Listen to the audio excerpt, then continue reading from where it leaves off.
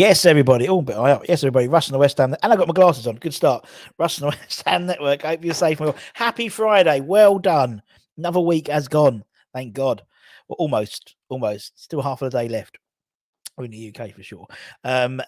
Hope you are all safe and well. Obviously, looking forward to the Chelsea game. 12:30 kickoff tomorrow. Rusty Beast, I'll get up early, set my alarm. If I'm there early enough, if I wake up in time, we'll have a match day morning. And we'll be doing it live from outside London Stadium as we do every home game. But obviously, you're probably not going to be watching unless you're maybe in Australia or Thailand or Asia area, because you're probably awake same time as me. It'll be your evening.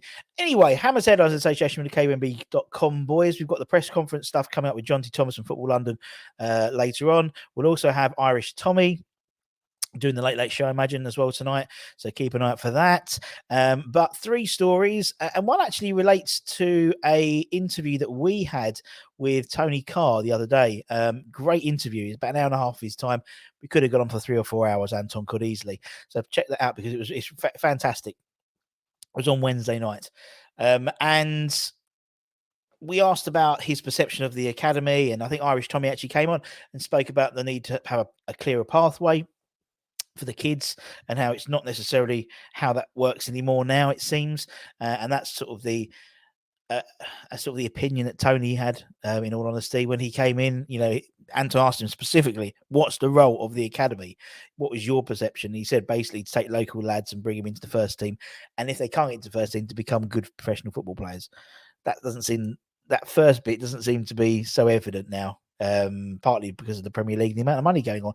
But our sporting director, Mr. Mark Noble, has been on did a big interview with the Evening Standard, where we spoke about the academy and Declan Rice, and we've covered that across a few shows this week because it was such a jam-packed interview. But he was on Ben Foster's podcast this week, and it may add some explanation why the frustrating transfer window we had in January happened. And if it's true, based on Nobes' rationale, it'd be music to the ears of some of the fan base, a large proportion of the fan base who want to see the academy sort of kick-started into the first team. Ironically, Foster may well be lining up against the Hammers next week, as Spurs are trying to do a short-term deal for the recently retired goalkeeper to cover their injured Hugo Lloris, who obviously misses the game next week and is ruled out for several weeks due to injury. But the furore of letting players like Ashby go as well was questioned many to suggest that the academy is a bit of a waste of resource, really, a bit of a waste of time. There's no pathway for the youth team players to get into the first team. What's the point of having it? But as you said, the likes of Brentford haven't got an academy now. But Nobes wants to change that. Speaking on Ben Foster's the Fogscast, he said that the current crop of under-18s are so good, they needed to make space for them to come through and potentially become first-team stars. He said, we need a 5-year plan and to see who is coming through. We actually let a few boys go in January, the young boys. Well, I say young, they're like 21, 22, but you need to create a pathway for the 18s and the younger 21s, because they're 15 points clear in the league. They're in the quarterfinals of the FA Youth Cup, and we've got some real talented players there in this next crop, and I need to see them up close, and I need them personally to know them and try to get them into the first team. The ones we let go are great kids, really good kids, but in a way you need to let them go and have a career, because if you're not going to play here, you're just holding them back. Understand? That makes sense, Mark. For us to let them go and have a career, that's all sorts of clauses. We protect ourselves in that, but a player needs to play and needs to go and have games. I don't want to stop a young player from doing that. And when knowing them personally and training with them as I do, while I'm out there, I can give them pointers and talk to them about things, and it's priceless for them because I've been on that journey. I've transitioned from the academy to the first team. So in my eyes, there's no better person in the world to do that. Okay, all right, Mark. But look, sporting director is sometimes labelled as you get players in the first team. And of course, I was at the training ground yesterday looking at players, West Ham, and thinking of signing and having my opinion on that. But there's no reason why I can't do that within the academy as well. So clearly, Nobes, in a position of influence now at the club, wants to get more academy players into the first team. And the assumption is, at the moment, there's a bottleneck with the 21s, and they see the 18s as the future.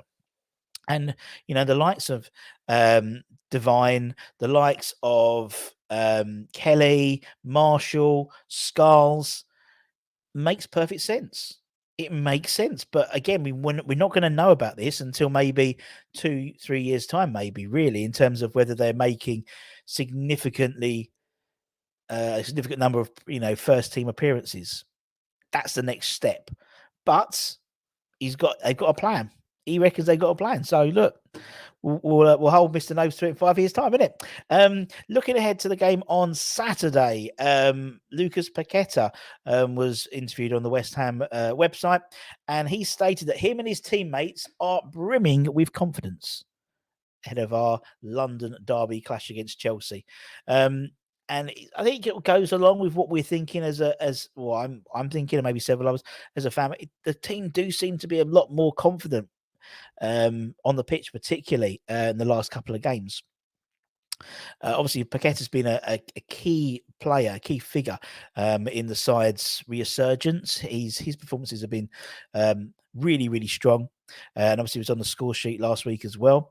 And the Brazilian is hoping to provide more celebrations for fans in the weeks ahead. And he stated the side are now confident of going into the game against Graham Potter's Chelsea this weekend. He was quoted saying, "We are confident with the way we are playing. We can get a positive result. I love scoring and I love having a few dances prepared. Hopefully, I get the chance to show you them." So there we go.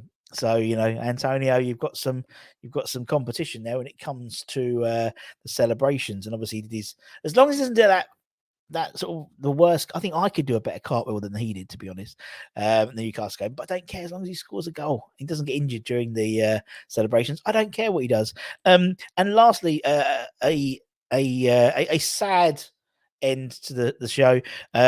West Ham women played Chelsea last night in the semi-final of the League Cup, the Continental Tires League Cup, and in front of about 1,000 supporters at the Dagenham Redbridge ground, the Chigwell Construction Stadium.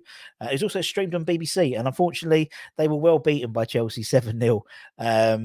4 goals from Sam Kerr, strikes from Kirby, Lauren James, and Guru Geaton saw the Blues progress into the final of the competition. I think they're playing Arsenal in the final, so arguably the 2 top teams playing each other in that final, so it'll be a hell of a final.